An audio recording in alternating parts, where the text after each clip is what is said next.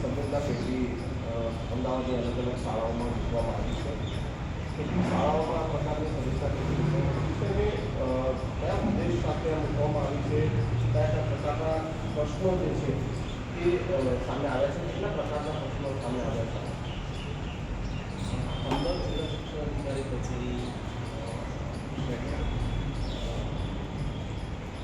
નમસ્તે life foundation, national foundation સંયુક્ત ઉપક્રમ સાપી project છે શરૂ કરવામાં આવ્યા છે. અને આ સાપી પ્રોજેક્ટ અમદાવાદ શહેરની 16 જેટલી શાળાઓમાં છે એ શરૂ કરવામાં આવ્યા છે. એમાં 50 શાળાઓ છે એ સેમી ગવર્મેન્ટ છે અને 50 જેટલી શાળાઓ છે.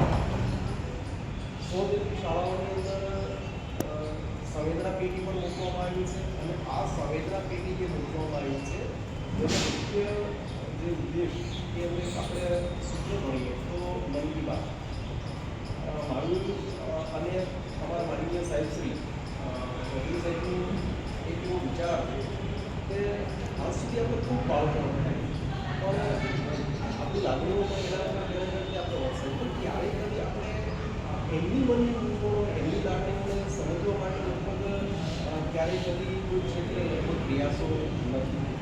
પણ આ એક નાની સરખી સંવેદના પેઢી શાળામાં આવતા દીકરા દીકરી એમની પોતાની ઘરેલું મૂંઝવણો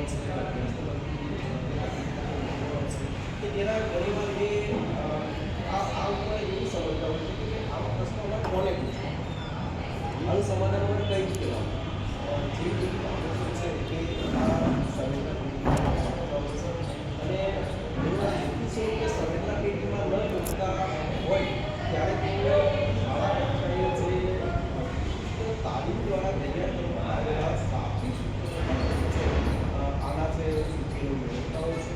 અને ત્યારે સાપી શિક્ષક પણ એમની કેટલીક મર્યાદાઓથી જવાબ આપવા માટે અથવા તો એમની પાસે મર્યાદિત જ્ઞાન હોય ત્યારે સાપી પ્રોજેક્ટની અંદર અમારી પાસે અમદાવાદ શહેરમાં એવા પણ તજજ્ઞો વિષય તજજ્ઞો છે કે જેમની પાસે ખરેખર જે ચોક્કસ વિષયની સમસ્યાને ધ્યાનમાં રાખીને એના જવાબો એમની પાસેથી કરી શકે અને એનો ઉકેલ છે એ